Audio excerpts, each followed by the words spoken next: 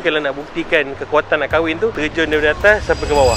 Sekarang kita berada di Old City of Mostar. Jambatan yang kita nak lawat ni antara jambatan yang preserve. Dia termasuk dalam World Heritage listing tahun 2005. Dan juga yang paling penting, ni Mostar ni adalah bandar yang paling terjejas teruk masa perang Bosnia.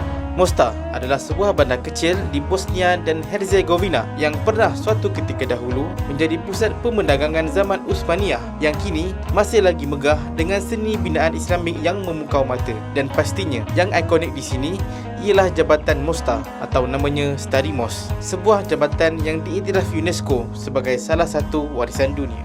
Okey, ini adalah the legendary Mostar Bridge yang dibina pada zaman Uthmaniyah. Unik dia architecture tu, nampak tak? Dia tidak ada penyangga ataupun yang boleh tahan dia tu. Jambatan ni sebenarnya pernah runtuh masa perang Bosnia, dibedil oleh pihak Serbia, tapi dibina semula untuk dapatkan architecture yang asal.